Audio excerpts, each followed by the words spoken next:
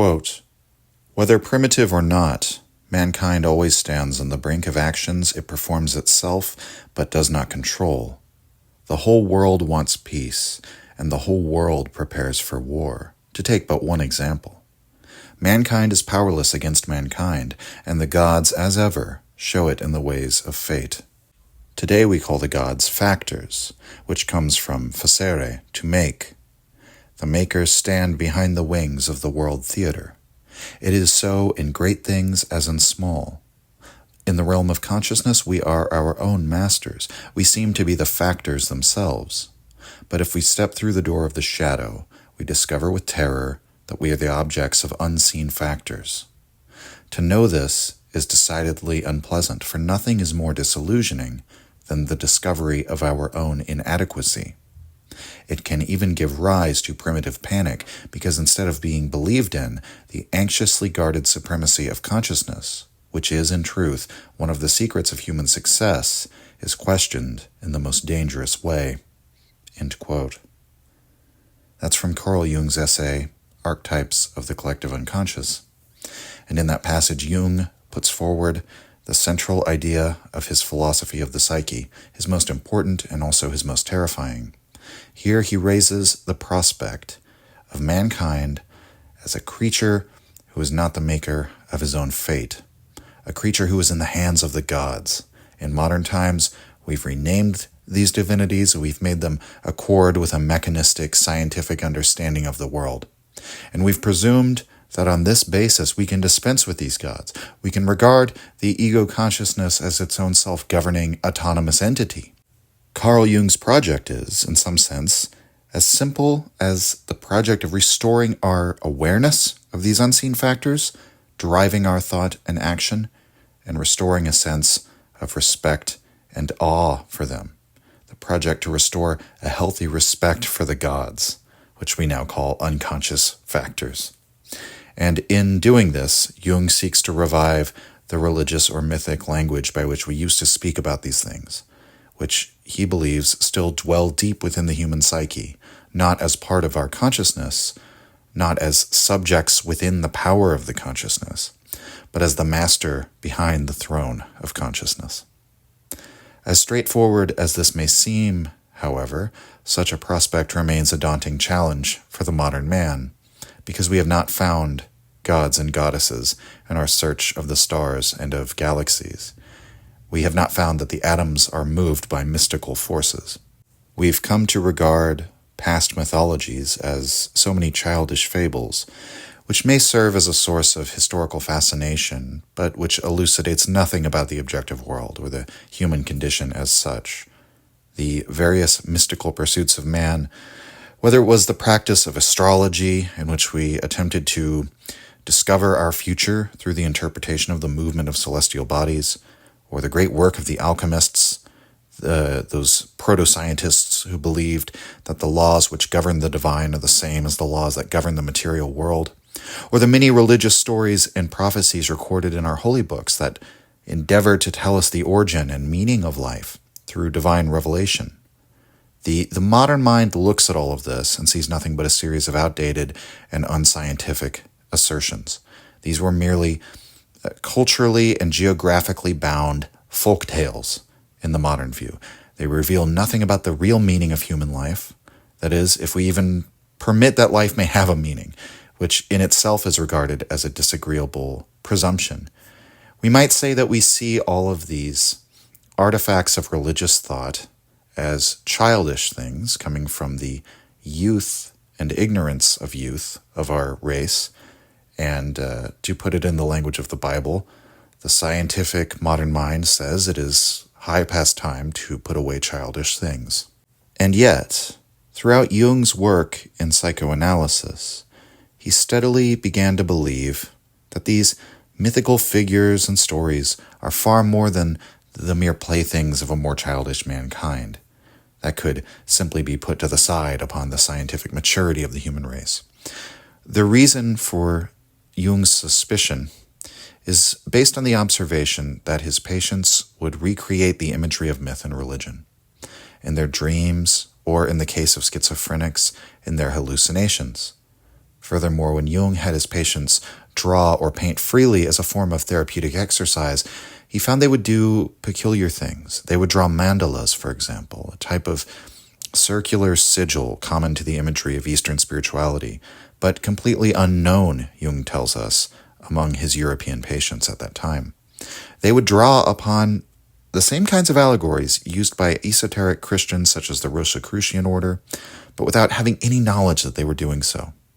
And Jung began to suspect that there was a language, a lexicon being employed here, a language of images and symbols that seemed to derive from a deeper well than the mere personal experience of his patients or their cultural upbringing. That his patients were drawing upon something deep within the psyche that was not individual, but universal, the collective psychic contents of all mankind, which we use when we attempt to discuss the most significant aspects and events of our lives. The most transformative experiences of life draws upon this language. Given the material that we've already covered this season, one can see the mark of Nietzsche's thought on Jung's already from this description, as well as the ways in which Jung develops the thought of his erstwhile friend and mentor Sigmund Freud. Unlike Freud, Jung was never interested in hiding his influences or claiming originality for himself or his ideas. I mean, in some sense, Jung's whole project is oriented around the idea that he is not an original thinker, that he's simply returning us to the knowledge that we have already held since time immemorial, but we've forgotten this with the death of our mythic language, our mythic understanding or perspective that allowed us to talk about it. Jung also credits previous thinkers such as Carus and von Hartmann as those who had brought to light the power of the unconscious. But where Jung goes beyond all these previous figures is insofar as he presents us with a comprehensible system for approaching and understanding this vast and confusing realm of the unconscious contents. It is through psychology that we can once again approach the mythic and reintegrate these two seemingly incongruous elements of our rational, moral, and outward persona with the mysterious, powerful, numinous archetypes, which are the secret makers of our destiny. Carl Gustav Jung was born in 1875 in Switzerland. Broadly speaking, his life bears some similarities to Nietzsche's. As a young man, he initially thought of attending seminary and becoming a minister, and then as a teenager, he began to study philosophy, and this changed his plans for life. He opted to pursue the sciences instead. While in Nietzsche's case, the path leads the young Friedrich Nietzsche to the discipline of philology, Carl Jung pursued psychiatry. He attended the University of Basel, where he studied medicine. By the early 1900s, he was in correspondence with Sigmund Freud. The two men leave us a considerable volume of letters. Freud was much older than Jung, and over the period of 6 years during which they collaborated extensively, Freud famously wanted Jung to become, his successor in some sense. He was trying to push Jung in that direction. He wanted him to become the lifetime president of the International Psychoanalytical Association, and Freud was overruled in this. Jung instead served as president for 2 years instead of a lifetime appointment. But he referred to Jung as his adoptive son, his sort of crown prince and successor. As is commonly known, however, there was always a rift between the two men that would only grow as the years went by. Jung was dissatisfied with Freud's focus on sexuality as the primary driver of human psychology. Furthermore, he respected Freud's work as regards repression and his work on the id as a repository for all that which the consciousness has attempted to suppress. But Jung began to suspect that there was something far vaster than a mere personal unconsciousness beneath the surface world of the ego. With the publication of Jung's lectures on the psychology of the unconscious in 1913, a book which you can now find under the title of Symbols of Transformation, the disagreement between the two men would only increase in its intensity. And as a matter of fact, Jung said that this book's publication was the thing that ended their friendship, as Jung in that text made it clear just how seriously he differed with Freud's account of the psyche. Freud, it seems, had only wanted a crown prince and successor so long as they agreed with him, and carried on Freud's own project on Freud's own terms. Furthermore, Freud is an atheist, and he's enrolled in a completely different kind of task in the field of psychology than Jung is. Whereas Freud's psychoanalysis sought to explain the human being within a godless world, a world in which man's higher aspirations could be seen as outgrowths of base urges, all of man's moral sentiments could be born on the power of the libido, Jung's tendency is almost the exact opposite. In the depths of the unconsciousness, Jung does not see mere animal impulses or something reducible to the basest drives of man. He sees a well where we can reach down deep in it into truths so profound and inexpressible by the consciousness that they can only be understood in religious terms.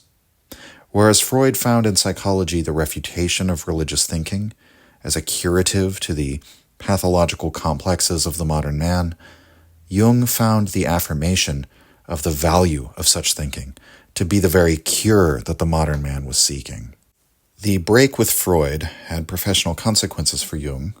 While Freud has been left behind in the psychology of our time, in the early decades of the 20th century, Freud was the preeminent figure of the psychoanalysts. He was essentially its founder and its greatest celebrity. Jung more or less has a midlife crisis at this point. He had what can only be described as an extended psychological episode that we could characterize as either hysteria or depression, or perhaps both. At many times he was borderline suicidal. And during this time, in which Jung spent extended periods in solitude, he authored his Red Book, a series of diaries with fantastical religious imagery, which Jung saw as his way of working through what he perceived as a dark night of the soul, which is a perennial theme in one's path of mystical or spiritual transformation. Jung, however, made it through this trying period, and he began publishing his work again in various academic journals. He served as an army doctor during World War I. In the interwar years, he embarked on some of his most famous and influential projects, including his book, Psychological Types.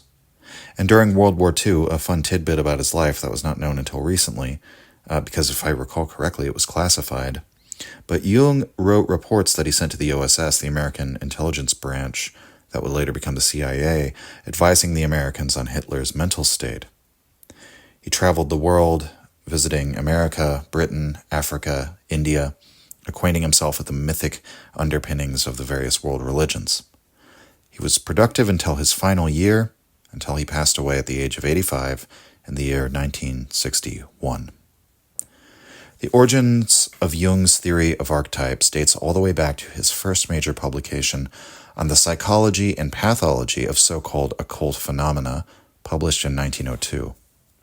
This was the work that had drawn Freud's attention at the time. In this work, Jung described the hallucinatory fantasies of a hysterical spiritual medium, whose seances Jung attended in the late 1890s.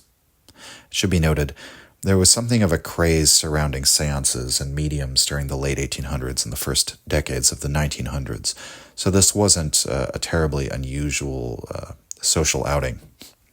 Jung notes how the patient, the spirit medium, would have these somnambulic attacks. She would lose control of her motor function, be confronted by visions of spirits. However, the patient's ego, her sense of her individual conscious persona, was present and intact during these incidents. That is, she did not display multiple personalities herself. She seemed to remain the conscious subject, merely encountering these avatars of her unconscious mind. We see the first intimation of archetypes in this work, and that Jung comes to understand that even though the spirits that the patient encounters are numerous, they could be grouped, so to speak, into two definite types. That in some sense, all the different iterations of these spirit personalities were in fact reiterations of the same two unconscious subpersonalities or complexes. Jung writes in this article, quote, "It seems that many secondary series of ideas must have split off quite early from the primary unconscious personality. For already after the first two seances, spirits appeared by the dozen. The names were inexhaustible in variety, but the differences between the personalities were soon exhausted, and it became apparent that they could all be subsumed under two types, the serio-religious type and the gay hilarious. So far, it was really only a matter of two different unconscious personalities which appeared under different names but had no essential differences." End quote. This insight is the germ of much of Jung's later thought. It's a theme he would see play out time and again with multiple patients. The same cast of characters, more or less, innumerable in terms of the exact name or the image attributed to the character by the patient, but nevertheless the same in essence as other iterations of the same character type. Jung's research in the various world religions was spurred on by this same underlying idea. He began to perceive that types appear in the myth-making of the various world cultures. Jung writes, quote, "Primitive man impresses us so strongly with his subjectivity that we should really have guessed long ago that myths refer to something psychic," end quote. But unlike Freud, Jung did not seek to make our myths small and insignificant on that basis. Instead, he grows to see the depths of human psychology as being just as profound as our oldest stories, and in fact, it's the well from which these stories are drawn. Now, as our main focus for this episode, we're going to turn to Volume 9 of Jung's collected works, which includes his essays written from the time of 1933 onward on the subject of the archetypes and the collective unconscious. From the very beginning of that volume, in the first essay included there entitled Archetypes of the Collective Unconscious, Jung makes clear the operative difference between his own thought and that of Freud. Quote, "At first, the concept of the unconscious was limited to denoting the state of repressed or forgotten contents. Even with Freud, who makes the unconscious, at least metaphorically, take the stage as acting subject, it is really nothing but the gathering place of forgotten and repressed contents, and has a functional significance thanks only to these. For Freud, accordingly, the unconscious is of an exclusively personal nature, although he was aware of its archaic and mythological thought forms. A more or less superficial layer of the unconscious is undoubtedly personal. I call it the personal unconscious. But this personal unconscious rests upon a deeper layer which does not derive from personal experience and is not a personal acquisition, but is inborn. This deeper layer I call the collective unconscious. I have chosen the name collective because this part of the unconscious is not individual but universal. In contrast to the personal psyche, it has contents and modes of behavior that are more or less the same everywhere and in all individuals. It is, in other words, identical in all men, and thus constitutes the common psychic substrate of a suprapersonal nature which is present in every one of us." End quote. The collective unconscious is often wrongly characterized as a sort of supernatural claim about humanity, as if we have some sort of psychic link between our minds or sort of hive mind unconsciousness, something of the like. The actual claim is simply that, in the same way that we're all born with certain instincts, we're also all born with certain unconscious knowledge, that we have a pre-rational lexicon of imagery or symbolism that exists in all human minds. It's a starting basic kit of information that's contained in the unconscious prior to any enculturation or upbringing. It's really no stronger of a claim than any claim about inborn traits or knowledge that exist in every human being, which I think would be fairly hard to argue against. To say that there is no universal, relatable palette of human emotions or impulses would simply be patently false. All human beings experience anger, experience sexual urges, experience hunger and thirst. All human beings have a fight or flight mechanism. We can easily accept such ideas. The troubling assertion that Jung makes, really, is that human nature also contains unconscious information, not just unconscious instinct. This is not to be considered knowledge or information of a kind that would necessarily be parsed by a rational discursive intellect. Wherever it makes itself known, it appears not in the form of word concepts or of abstract ideas, but in the form of these figures, the form of images or narratives. We can see how Jung's work draws upon Freud, or serves as an elaboration upon it, and that Jung also believes that the repressed personal unconsciousness is what lies beneath the surface of the ego. But Jung thinks that this repressed, unacceptable psychic content is itself only another surface layer sitting upon this wide world of the id. Jung describes in this essay a number of profound religious dreams, in which this vaster unconsciousness is likened to a sea or a dark lake.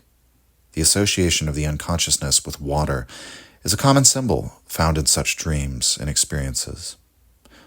Jung describes one dreamer who often saw the castle of the Grail sitting on a high mountaintop, but found that he could only reach it by passing, quote, a darksome gorge with underworldly water rushing along the bottom, end quote. Another patient, a Protestant theologian, had a recurring dream in which he was standing on a high mountain slope, looking down into the deep valley below, in which there was a dark lake. In the dream, he felt that something always held him back from going down to the lake, but he decided to venture there anyway. As he approached the water, quote, everything grew dark and uncanny, and a gust of wind suddenly rushed over the face of the water. He was seized by a panic fear and awoke, end quote. Water is only one of the common symbols for a confrontation with the unconsciousness, and a theme we can already see developing in these two example dreams is that in order to reach a place perceived as above the psyche, the ideal, the spiritual, however we may interpret it, one must first journey downward.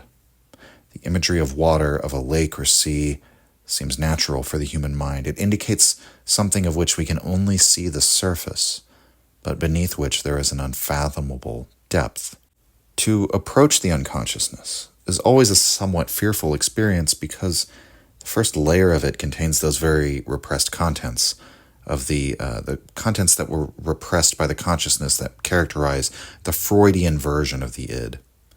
Far from being strictly sexual, this unconscious layer represents everything about our public outward-facing persona that we cannot show the world or manifest in our conscious life and thought. It is just as much our self as our waking self, but it's the dark reflection of that waking self. Jung writes, quote, whoever looks into the mirror of the water will see first of all his own face. Whoever goes to himself risks a confrontation with himself. The mirror does not flatter. It faithfully shows whatever looks into it, namely the face we never show to the world because we cover it with the persona, the mask of an actor. But the mirror lies behind the mask and shows the true face. End quote. This is what Jung calls the shadow. It is the sum total of everything about ourselves which we have judged as negative. But it would be a mistake to think that the shadow does not operate in the world through our conscious personality. It does not remain confined to our unconscious thoughts or dreams. On the contrary, Jung says that, quote, the shadow is a living part of the personality and therefore wants to live with it in some form. It cannot be argued out of existence or rationalized into harmlessness, end quote. The way that Jung describes the shadow as a phenomenon, a psychic phenomenon, is exceedingly fascinating because the shadow is both a terrible figure, but it is also the herald of a great personal transformation. Just as one must find their way across the terrible, rushing waters of a dark gorge in order to find their way to the Holy Grail, the shadow is the gateway to a deeper understanding of oneself. Jung writes in paragraph 45 of that same essay, quote, the meeting with oneself is, at first, the meeting with one's own shadow. The shadow is a tight passage, a narrow door, whose painful constriction no one is spared who goes down to the deep well. End quote. In order to understand how the shadow makes itself felt in our daily lives, it's essential that we understand Jung's concept of projection. Civilization naturally raises certain aspects of the self into a state of conscious sovereignty, and so long as the conscious persona is healthy, functioning, flourishing, those unconscious contents which are unacceptable for the social life are deprived of energy, so to speak. They're kept subordinated. But if the conscious domain of the psyche becomes unbalanced, unhealthy in some way, is challenged or disturbed in some serious way, those unconscious complexes will start to take charge of it. And furthermore, the unconscious contents are experienced as something foreign to the conscious self. Jung writes, quote, "The collective unconscious is anything but an encapsulated personal system. It is sheer objectivity, as wide as the world and open to all the world. There I am the object of every subject, in complete reversal of my ordinary consciousness, where I am always the subject that has an object." End quote. And so, when someone's unacceptable unconscious content, that Jung calls their shadow, begins to make itself forceful over the conscious personality, it is natural that we should experience this as something external, that we should therefore project that feeling, that complex, that type, onto the external world. Jung clarifies in one section that this term projection should not be taken to mean that the psyche has actually reached out into the objective world and exercised a power over the external. He says another term one could use for projection would be introjection, the use of external objects or entities to symbolize some process which is actually internal to the subject. That really we're not so much pitching the psyche out with projection so much as we are bringing the external in. So for an example of the shadow crashing into the psyche of an otherwise healthy mind, suppose we have an individual who feels that aggressiveness in competition, whether it be sports or one's career or simply social life in general, that it's inappropriate and it's mean-spirited, that one should not ever express hostility towards one's fellow competitors. You should comport yourself with a kind of mutual respect. We would probably all say these are admirable values for one to hold.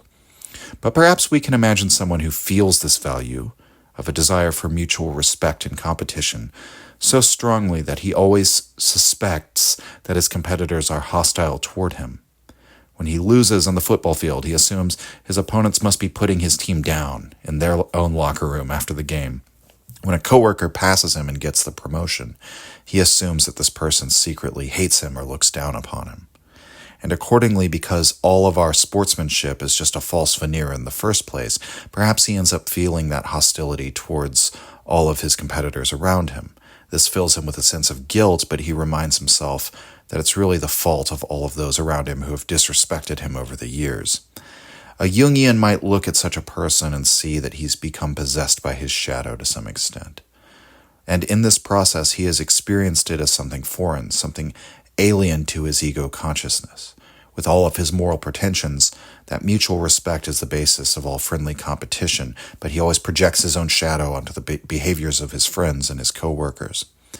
The fact that it is really he who feels this deep hostility and disrespect towards others is masked by this projection, and it becomes a way for him to deal with the guilt that he feels for feeling that way.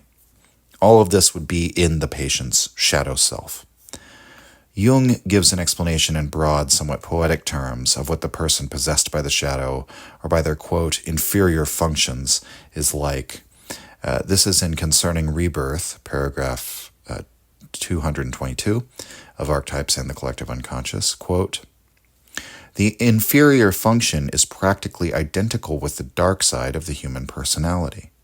The darkness which clings to every personality is the door into the unconscious and the gateway of our dreams, from which those two twilight figures, the shadow and the anima, step into our nightly visions, or, remaining invisible, take possession of our ego consciousness.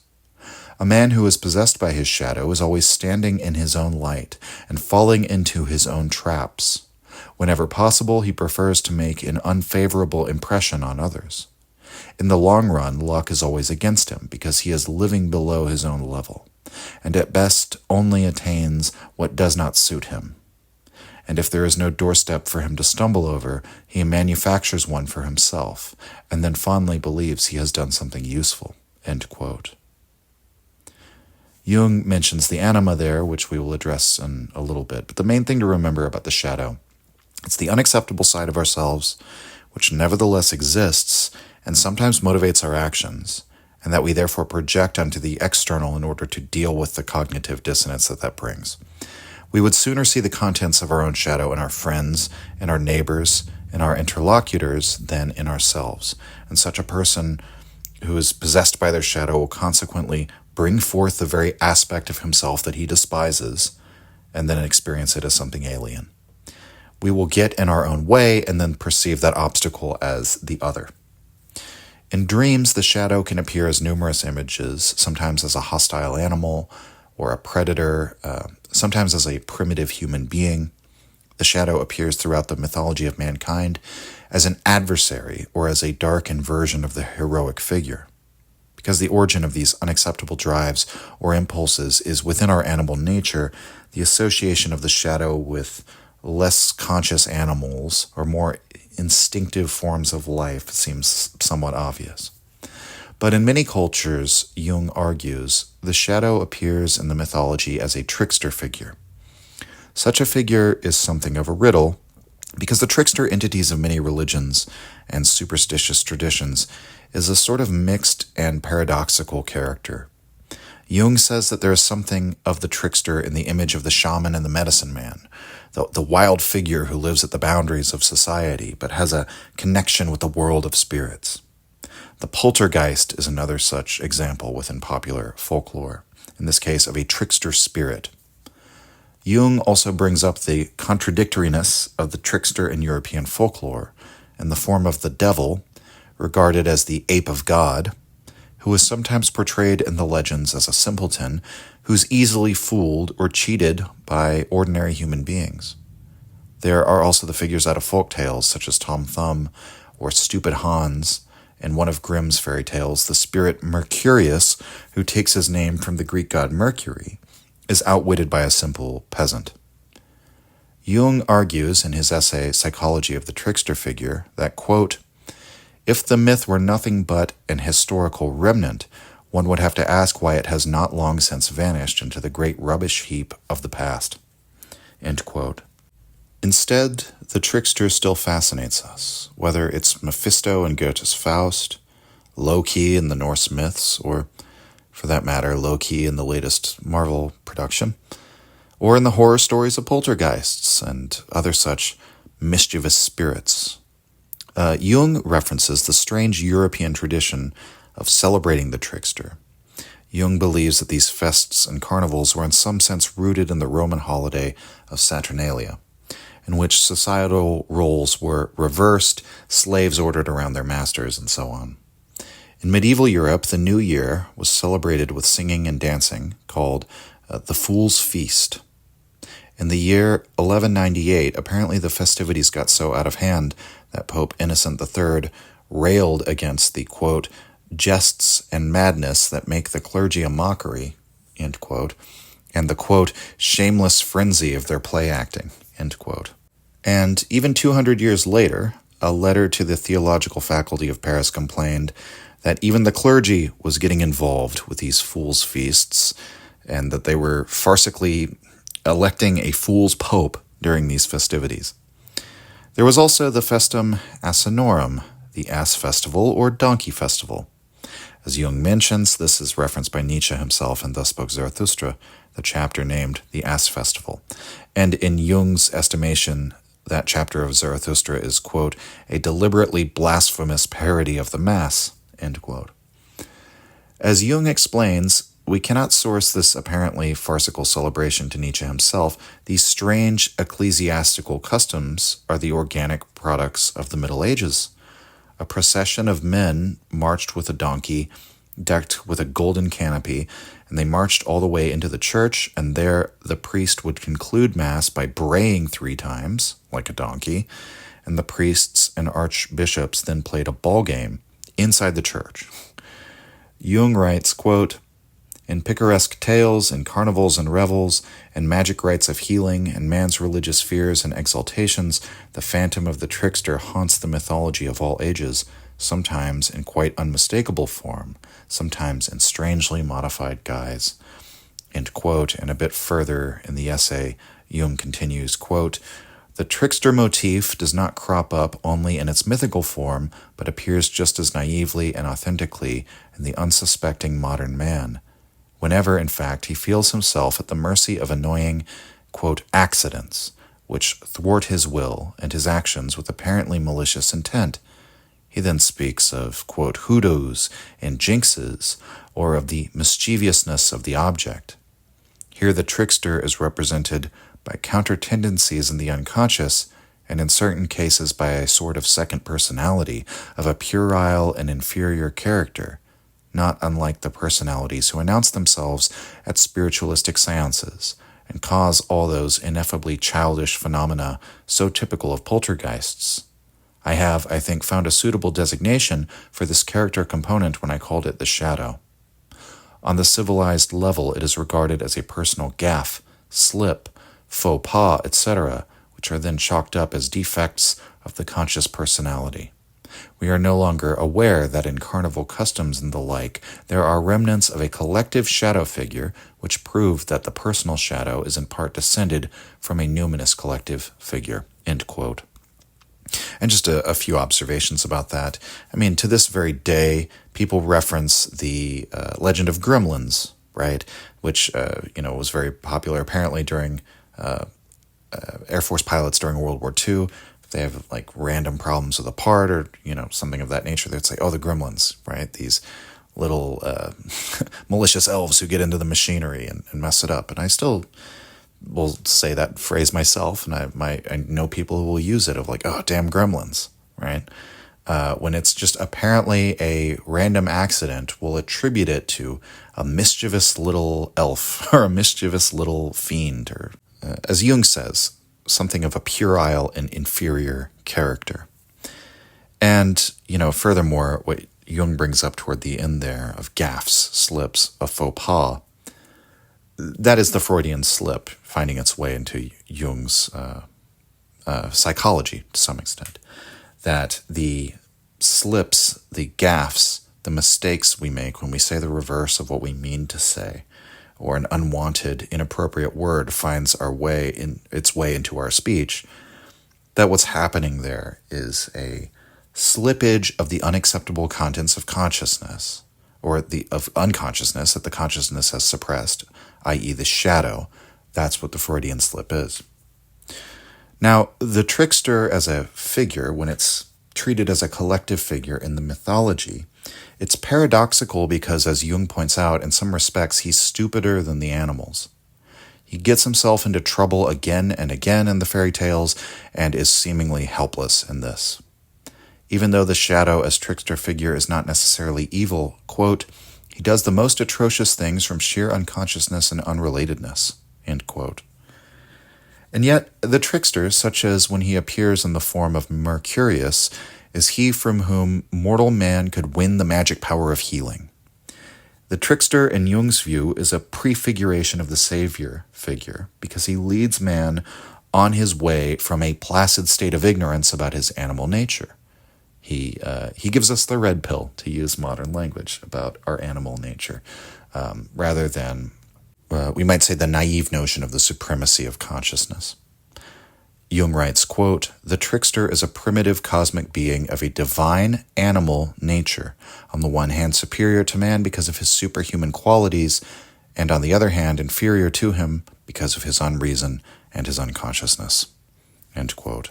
So, to recapitulate, Jung asserts that the first thing we have to confront as we begin to integrate what is unconscious in the psyche into the conscious mind is those unacceptable animal impulses within us. And in fact, we find that much of our behavior is driven by these impulses, as Freud argued. In fact, you could say all of our impulses have this animal origin, but because we've gone through the process of civilization, we've become afflicted with this kind of amnesia where certain aspects have been suppressed, and the shadow is a terrifying reminder that they're still there even though they've been subordinated, and they're right beneath the surface. And therefore, we portray that figure as a paradoxical half-god, half-animal, something that both lies beneath our humanity and beckons us to what might be above our humanity as it is now. Because the confrontation with the shadow is that first encounter with the unconscious, which is the beginning of the psychic work needed in order to fully integrate and understand oneself. Still, the shadow is an incredibly dangerous thing. It may be precisely because we have ceased to pay the collective shadow its due that the shadow might even pose more danger now than ever. This is a recurring theme with Jung. That which we do not bring into consciousness, or that which tries to breach into consciousness and that we continually attempt to ignore, that is always what poses the most frightful danger, whatever it is that remains in the dark. Jung writes, quote, "The so-called civilized man has forgotten the trickster. He remembers him only figuratively and metaphorically. When irritated by his own ineptitude, he speaks of fate playing tricks on him or of things being bewitched. He never suspects that his own hidden and apparently harmless shadow has qualities whose dangerousness exceeds his wildest dreams. As soon as people get together in masses and submerge the individual, the shadow is mobilized, and as history shows, may even be personified and incarnated." End quote. This is part of how Jung understands the psychology of crowds, what we might call mass psychology, and it entails a real consequence if we fail to understand the archetypal contents of the psyche. Because when lots of individuals aggregate together, what happens is not an ever more multifarious expression of their individuality, but a race to the most universal thought patterns and complexes. That's what overwhelms the individuality of each member. Accordingly, as all of this unconscious content is collective, those archetypes of the collective unconsciousness will begin to more strongly express themselves the more powerful the collective is, the more overwhelming it is, the more the ego consciousness is submerged within the multitude. Jung believed this was a large part of the psychology of the dangerous collectivist movements in Europe at that time. Just as a man who has not integrated his shadow might project that individual shadow onto his neighbor, so too might an entire society construct a collective shadow, quote, "in consequence of the increasing repression and neglect of the original mythologems as a corresponding projection on other social groups and nations." End quote. Now, as the shadow is only a gateway into this world of the unconscious, we might wonder about some of these other archetypes. We've already mentioned one of them, the anima. Jung argues that the anima, like all of these other figures, is not sheer mythology, which he names as a constant prejudice of so-called scientifically minded men whenever they encounter his theories. He argues that, quote, "the concept of the anima is a purely empirical concept, whose sole purpose is to give a name to a group of related or analogous psychic phenomena. The concept does no more and means no more than, shall we say, the concept anthropods, which includes all animals with articulated body and limbs, and so gives a name to this phenomenological group." End quote. This passage is useful not just for understanding how Jung thinks about the anima, but how he thinks about all of these archetypes. Even though he constantly brings in the content of myths and of dreams and of fantasies, the point is to notice similarities across all of these and across individuals and cultures, to classify these so-called dreams and fantasies as definite types, and therefore to have a basis for inquiring empirically about these types. Jung explains the anima in the essay Archetypes of the Collective Unconscious in this passage, quote, "Whoever looks into the water sees his own image, but behind it living creatures soon loom up. Fishes, presumably, harmless dwellers of the deep, harmless if only the lake were not haunted. They are water beings of a peculiar sort. Sometimes a nixie gets into the fisherman's net, a female half-human fish. Nixies are entrancing creatures. Half drew she him, half sank he down, and never more was seen. The nixie is an even more instinctive version of a magical feminine being whom I call the anima. She can also be a siren, a mermaid, wood nymph, grace, or Erkling's daughter, or a lamia or succubus, who infatuates young men and sucks the life out of them." End quote. So all of these mythical figures, the nixie, the siren, the succubus, These beings are a source of infatuation, but they're also a source of fear. The anima is beautiful and yet dreadful. Jung writes that many would dismiss such figures as merely flights of fancy, worthless, erotic fantasies. And he admits there is some truth to this, but it is not the whole truth, for such fantasies are not explained merely by calling them fantasies, and may, quote, complicate our psychic life in a most painful way. She comes upon us just as a nixie might. She sits on top of us like a succubus. She changes into all sorts of shapes like a witch, and in general displays an unbearable independence that does not seem at all proper in a psychic content. End quote. These types of myths appear all over the world and are probably relatively familiar to most of us. Jung uses the term anima because the meaning of anima is soul, to which the German word Seele is related. If we trace the etymology of this word to its Greek origins, we find its meaning as quick-moving, changeful of hue, twinkling, likened to the butterfly. The soul is the breath, the magic breath that animates living beings. That which has soul is spirited, it is moving. Accordingly, Jung writes that the anima, quote, makes us believe incredible things, that life may be lived, end quote. And we might think here of Schopenhauer's view of the feminine, tied in with his view of women, as that which seduces us to continue pursuing the will to live. Jung says that the anima, the feminine representation of the soul, is that which continually ensnares us, bringing us back to earth, back to nature. In fact, one can find such a representation of the feminine as both alluring and deadly in the very Judaic creation myth found in Genesis. Eve must convince Adam to eat of the forbidden fruit along with her. Of course, in the Jewish and in the Christian religious morality, this makes Eve the first sinner and Adam along with her, but Jung also brings out this element that the feminine spurs man on to his betterment and to his elevation, which is sort of at tension with that, and perhaps a literalist take on the biblical creation myth. That's a theme in Goethe's Faust as well.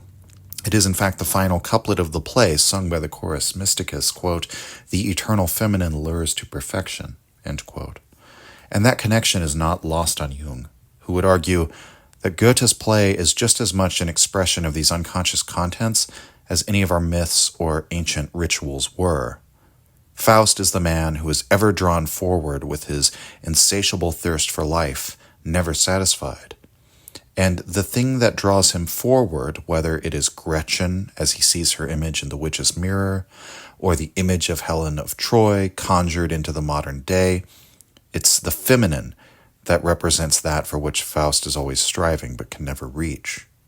Helen of Troy quite literally transfigures into a cloud that Faust then grabs hold of and then rises up into the heavens.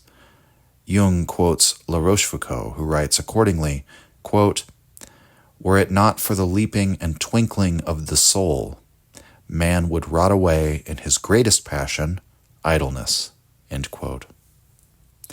Jung clarifies that he does not call the anima the soul in the sense of the immortal soul found in, for example, the Catholic doctrine. Jung refers us instead to classical sources such as Macrobius or to the Taoist religion and the philosophical system of classical Chinese thought, wherein the Po, or the Kui, quote, is regarded as the feminine and chthonic part of the soul, end quote. Jung writes of the anima in Archetypes of the Collective Unconscious, quote, it is a factor in the proper sense of the word.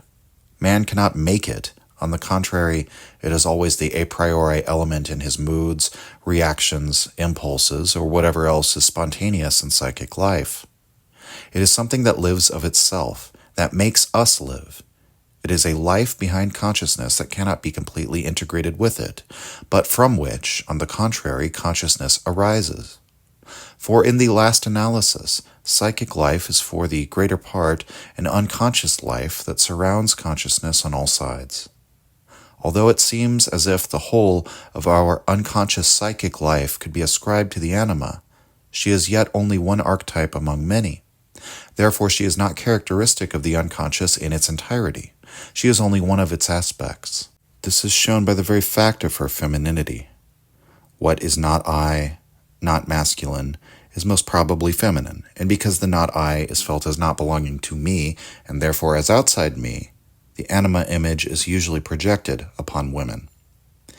Either sex is inhabited by the opposite sex up to a point.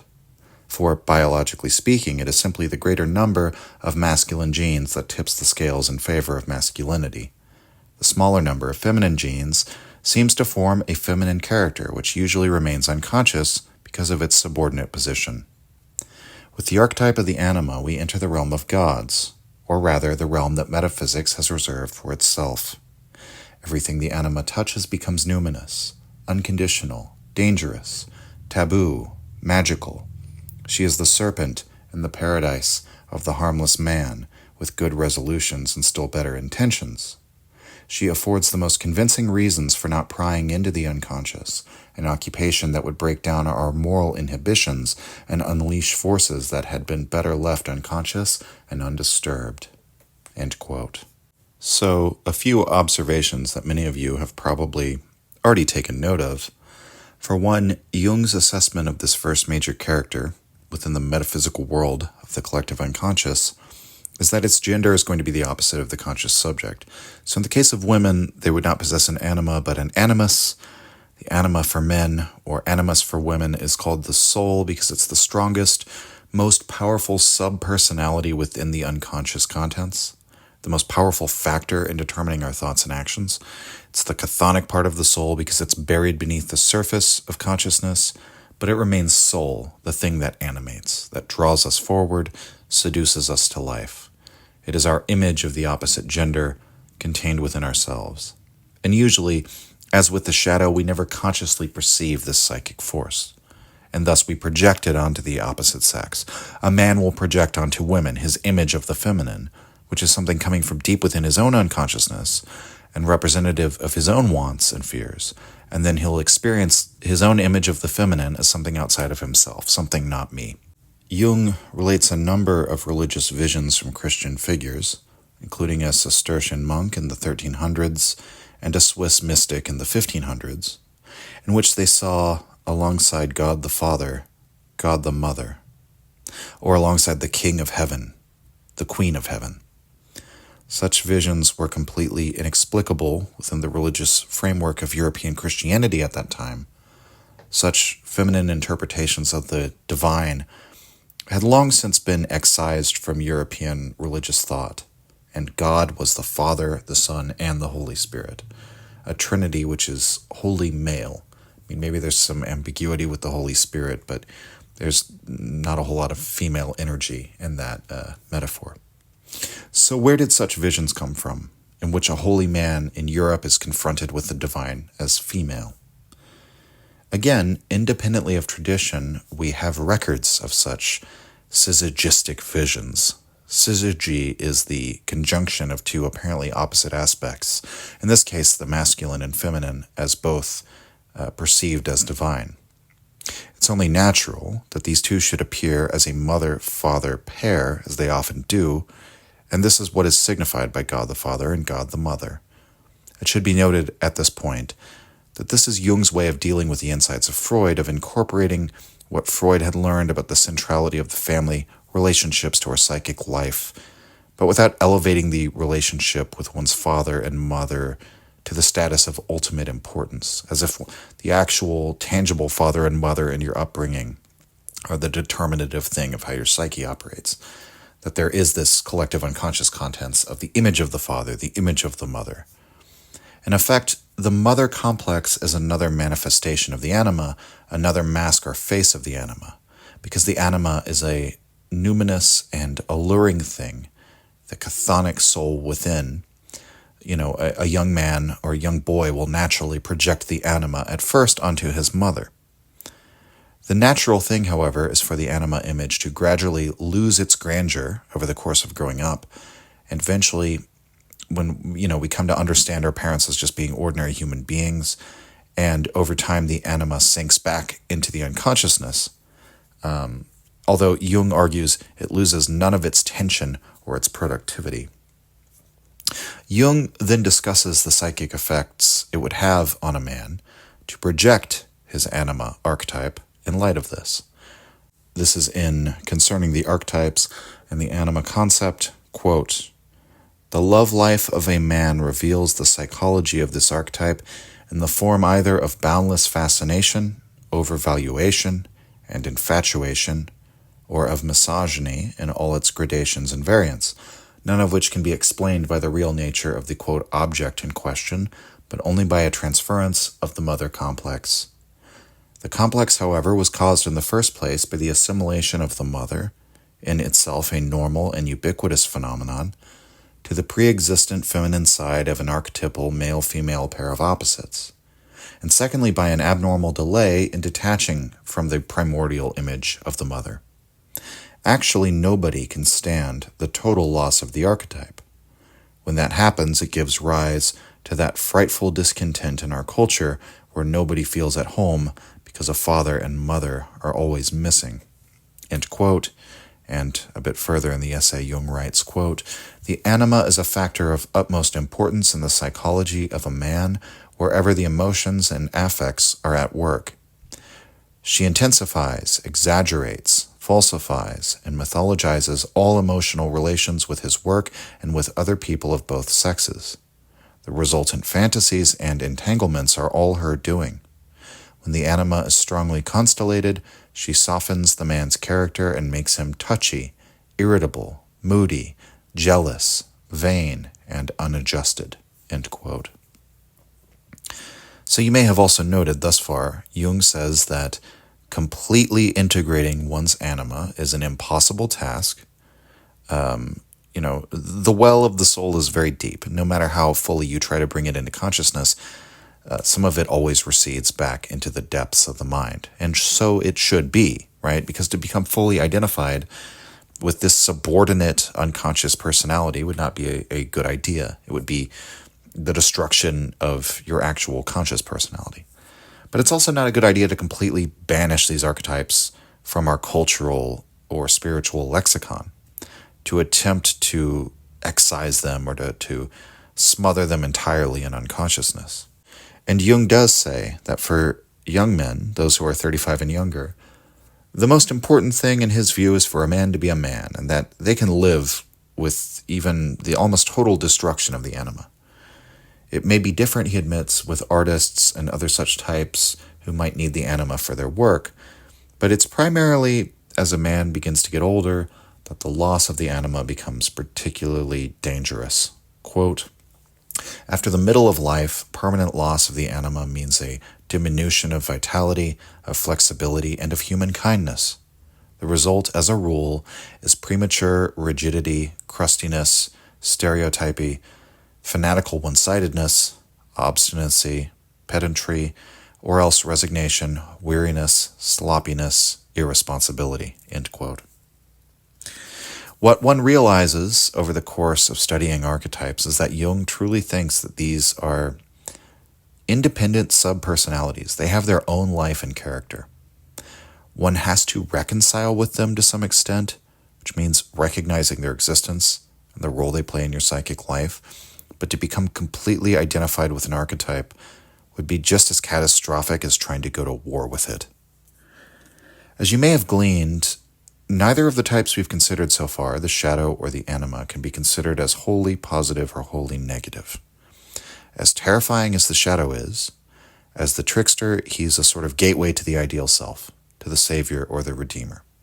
The anima draws forward the subject into the unknown seas, but also threatens the subject with the danger of drowning. So these types are multifaceted, and they also have multiple faces to them that express different aspects of the archetype. So the Great Mother archetype is a subset of the anima, which could appear as one's personal mother or grandmother. She can appear as the Mother of God, as the Virgin, or as Sophia. These are all generally positive. These are inspiring forms of the mother type. But Jung writes, quote, "All these symbols can have a positive, favorable meaning or a negative, evil meaning.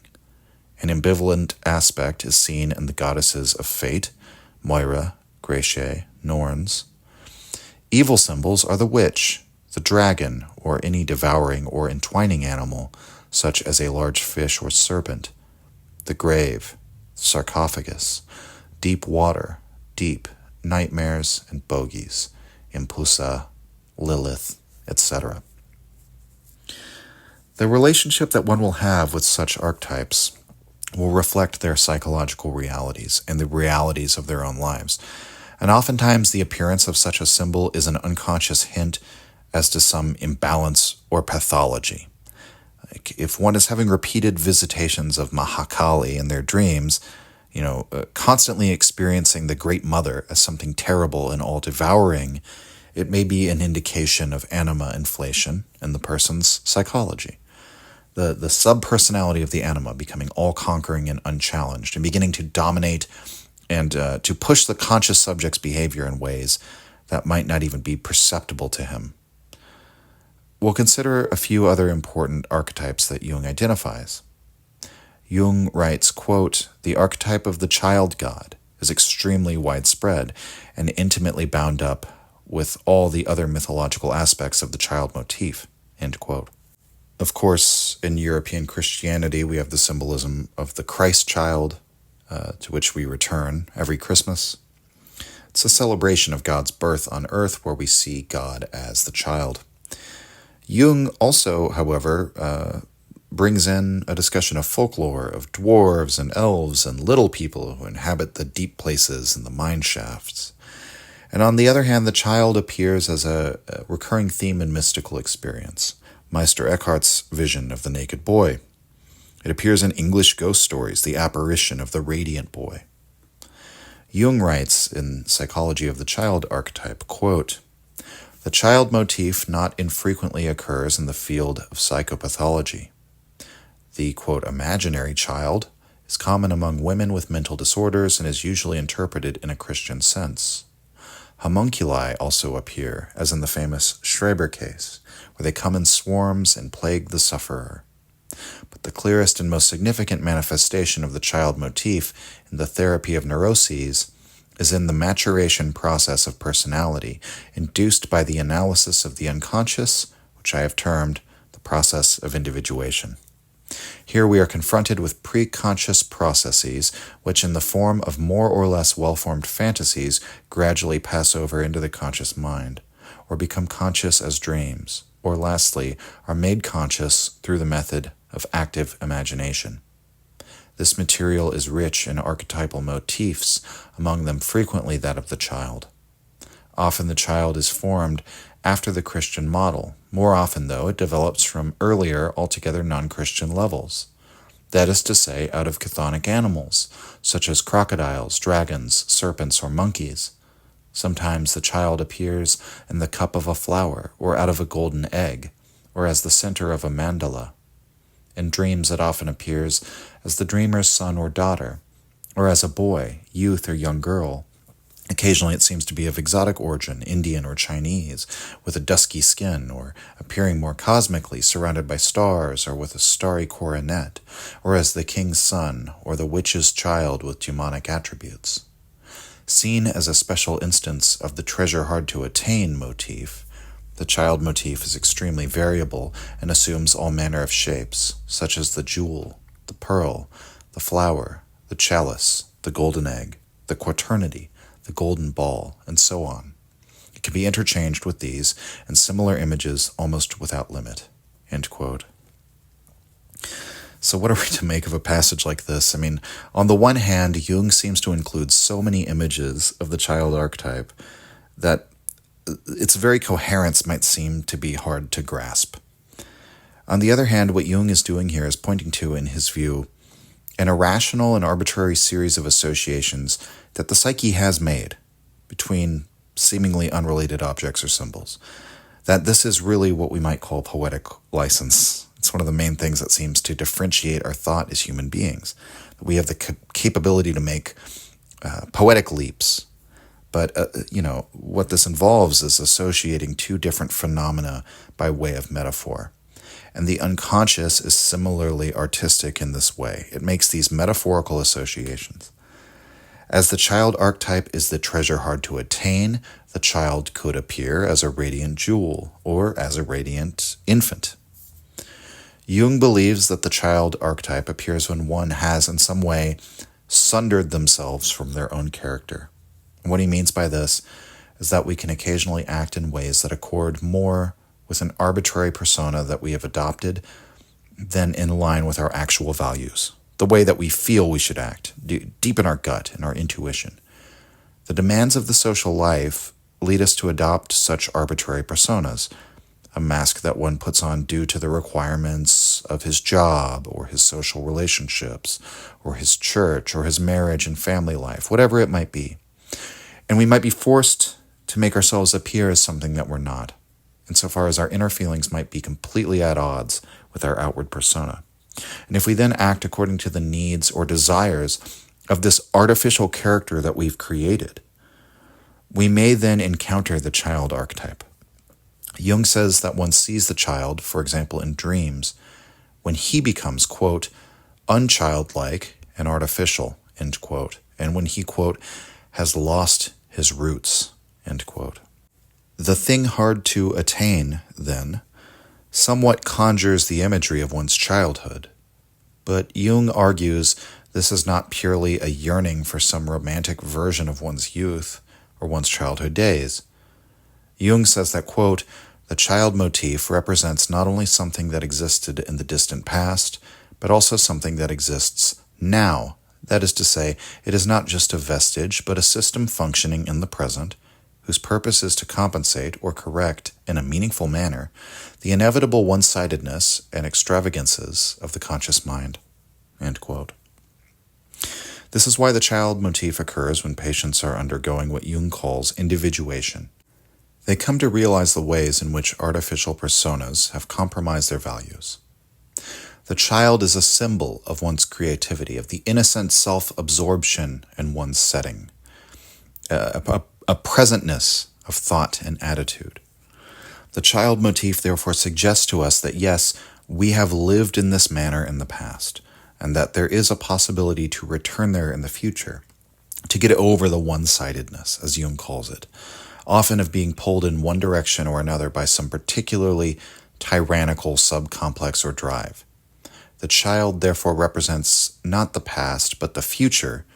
The child promises some future possibility of individuation or wholeness, and therefore its appearance is like Virgil appearing to Dante when he's lost in the wood of error. The radiant child appears to you when you become lost. The child motif therefore often depicts a child hero or a child god, a figure which is at once vulnerable but indestructible. He's often born into danger or privation, as Moses was placed into the river by his birth mother so that he could survive, or Jesus' mother giving birth to him in a manger. He's smaller than small and bigger than big at the same time. The child is always there in our mind as an eternal warning or a sign that we have gone astray, in order that we may set right our course. A child is vulnerable because we know that in this world we're often in real danger of completely losing our connection to that innocence, that creativity that is the healthy state of the soul. And obviously at this point, it bears mentioning, the child is that final transfiguration of the spirit in Nietzsche's schema as he gives it in Zarathustra's prologue. And so from this, a Jungian analysis might lead us to suspect that Nietzsche gravitated to the child motif because he unconsciously understood the role of the child as a sign and symbol of self-transformation and individuation. And perhaps Nietzsche was able to perceive this because he himself may have been someone at odds with his between his outer persona and his inner values, so to speak, perhaps during the latter days of his teaching at Basel or his time spent among the Wagnerians. Another important archetypal figure is the wise old man. He can appear as an old king, a wizened magician, a father, or a grandfather. In mythology, he is Odin, Osiris, Jupiter. Arguably, the image of the wise old man as an archetype is painted on the ceiling of the Sistine Chapel. This seems to have been the archetype that Michelangelo used to portray God. The wise old man is the superior, the master, the teacher, and in some way represents the anchoring wisdom on which one's life is based. The wise old man is the superstructure of one's thought, one's morality, their understanding of the reality they inhabit, and how they fit into that reality. Jung says that when one's worldview, their way of comprehending themselves, is profoundly challenged, this is often when the wise old man appears. Perhaps, for example, when one is losing their religion. Jung relates the story of a young theologian who had a dream in which two wise old magicians appeared to him, a white magician wearing black robes and a black magician wearing white robes. In the dream, the black magician tells the story of an old king from a faraway land who had scoured all the land searching for a tomb for himself.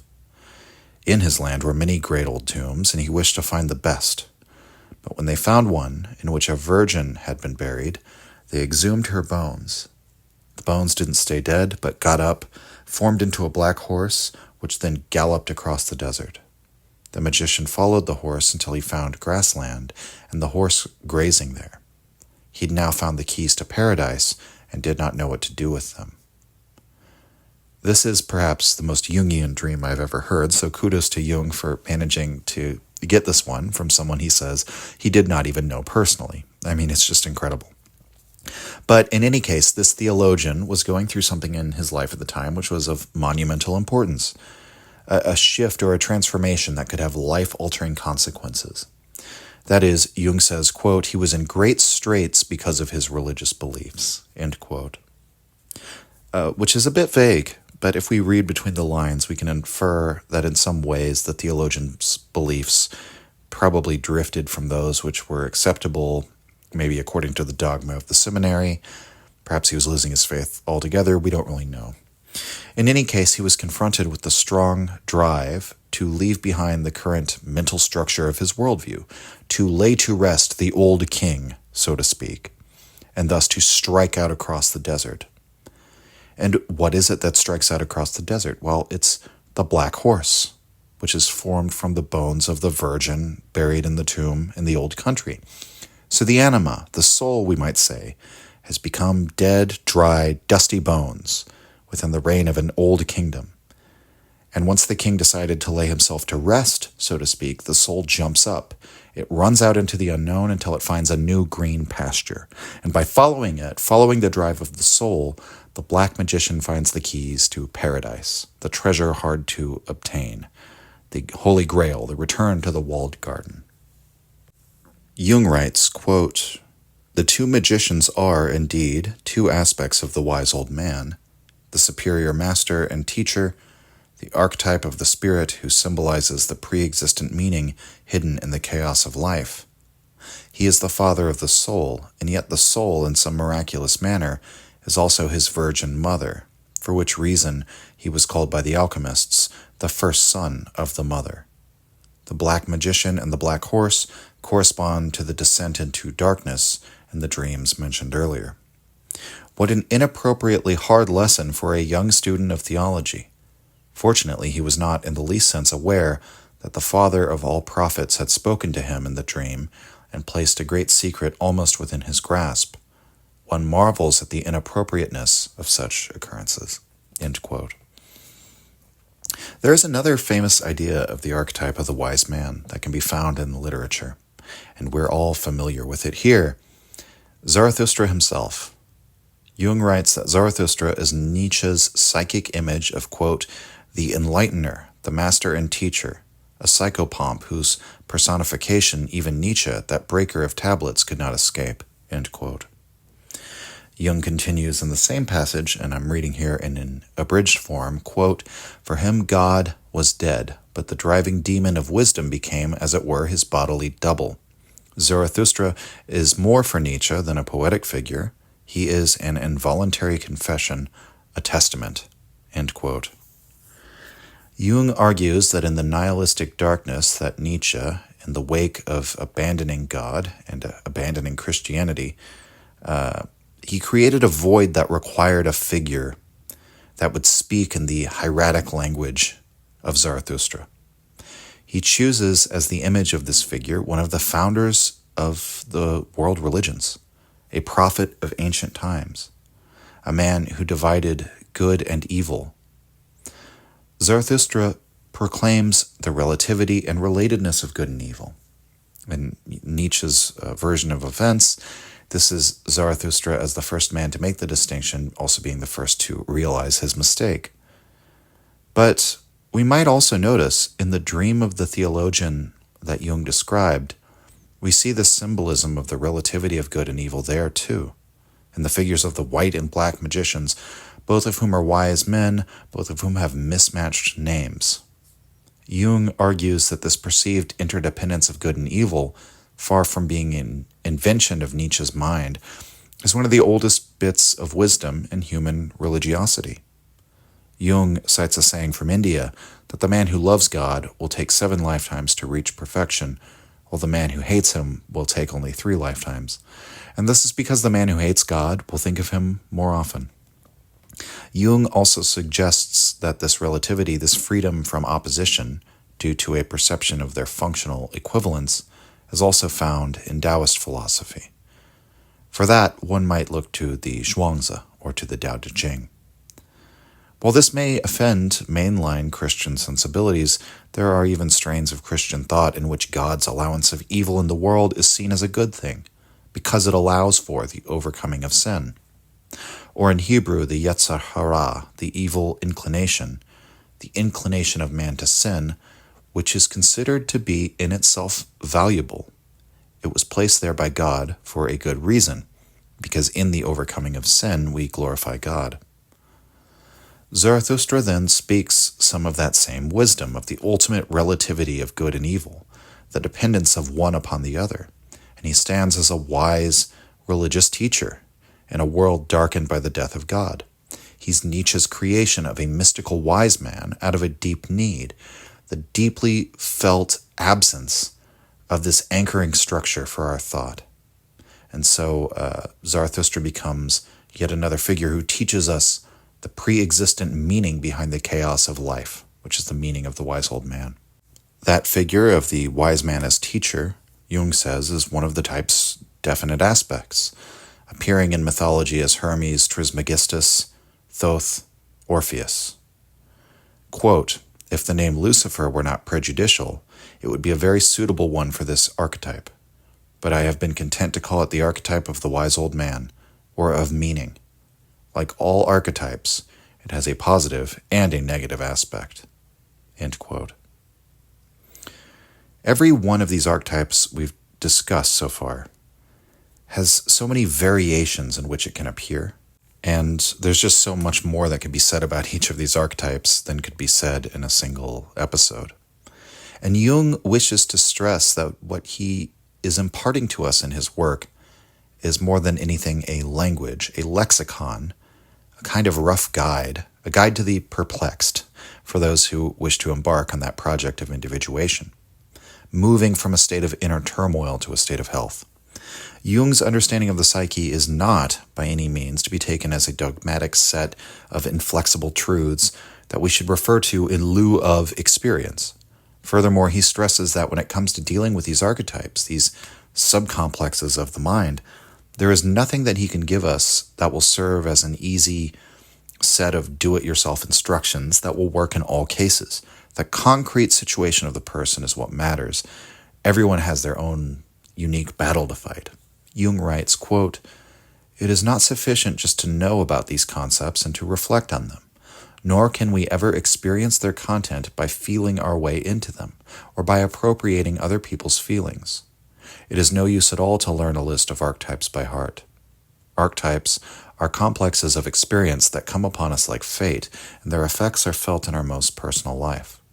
The anima no longer crosses our path as a goddess, but it may be as an intimately personal misadventure, or perhaps as our best venture. When, for instance, a highly esteemed professor in his 70s abandons his family and runs off with a young red-headed actress, we know that the gods have claimed another victim. This is how demonic power reveals itself to us. Until not so long ago, it would have been an easy matter to do away with the young woman as a witch." End quote. And so Jung thinks that we are not in any way wiser than the type of people Jung here calls primitives, people who have continued to live according to the life patterns of, say, pre-industrial society, or even pre-agricultural society, who continue to see the world in terms of these myths and rituals. Jung writes, quote, "The primitive mentality does not invent myths, it experiences them," end quote. Their way of thinking about their own mind is more honest than ours. They still speak in a language of gods and spirits, but their understanding of the self is not corrupted by these modern notions of the voluntarily governing ego, who lives autonomously and acts autonomously and thinks autonomously. Such a way of thinking just ignores the reality of the unconscious drives.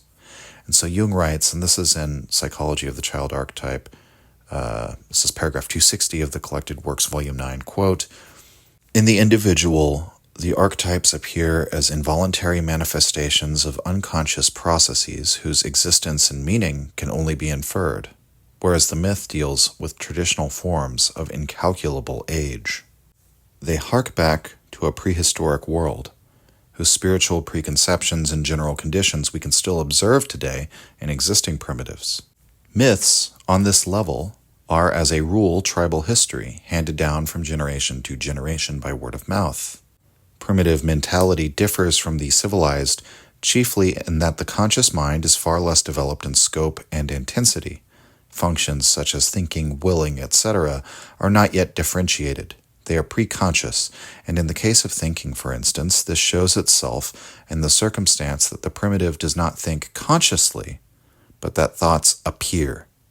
The primitive cannot assert that he thinks, it is rather something that thinks in him.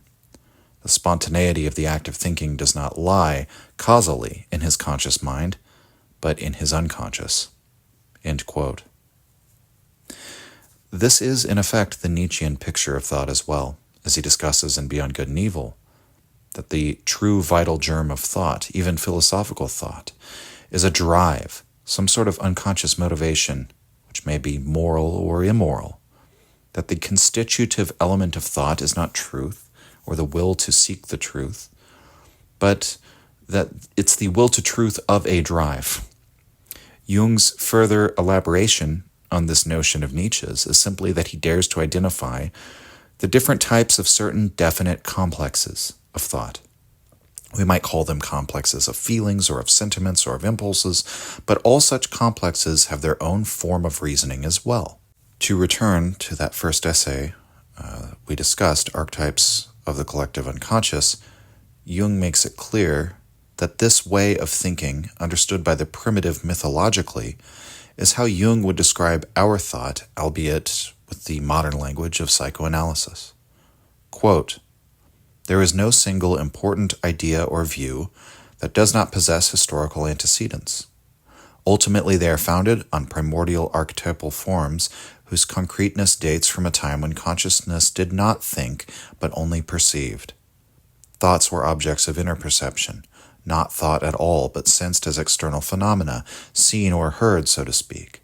Thought was essentially revelation, not invented but forced upon us, or bringing conviction through its immediacy and actuality.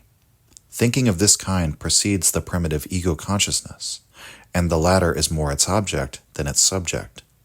But we ourselves have not yet climbed the last peak of consciousness, so we have a pre-existent thinking, of which we are not aware so long as we are supported by traditional symbols. Or, to put it in the language of dreams, so long as the father or the king is not dead." End quote. What Jung offers us is, in a description that may seem somewhat reductivist or anticlimactic, a table of categories. And I should note, I don't mean it in a reductive way. I think his table of categories is incredibly useful, and that it is at least hard to argue that there aren't certain definite repeated types that appear in the mythic landscape of human thought. Many today still balk at these ideas, however. But I would simply ask, what is their alternative? That there is no recognizable pattern, no recognizable meaning within the human psyche whatsoever? That there's nothing that unites humanity cross-culturally? That, the individual pathologies of human beings are so peculiar or unique or random that we can't make any descriptive sense of them at all as categories? I think that is, funnily enough, a fairly unscientific way of viewing the human mind, it's funny because people often accuse Jung of being unscientific. I think whether you agree with Jung or not, he provides us with a useful tool set, a useful lexicon for approaching the human mind, and a fascinating commentary on the relation of psychology to the world's religions and cultures. But of course, Jung also relates to Nietzsche in a far deeper way than merely carrying on his influence. In many ways, Jung was a critic of Nietzsche. He strongly disagreed with many of Nietzsche's moral conclusions, and furthermore, he was one of the first critics to analyze Nietzsche's philosophy in consideration of his mental illness. This critical relationship between Jung and Nietzsche, however, I think is a very rich one. Much like the criticism of Socrates by Nietzsche, Jung is oftentimes in a kind of struggle with Nietzsche in his writing, and even though his philosophy thoroughly rebukes the Nietzschean moral and cultural project, there's a sense in which Jung recognizes Nietzsche's viewpoint as valuable and as indispensable for the development of his own thought.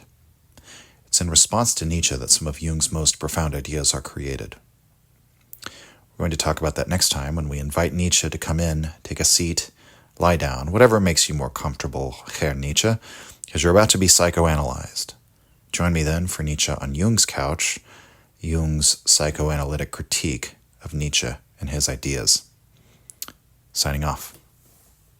If you enjoyed the Nietzsche podcast or found it helpful, you can visit us and support the show at patreon.com/untimelyreflections. The link is in the description. Or just share the show with any of your friends that you think might enjoy it or on social media. Thank you for your support.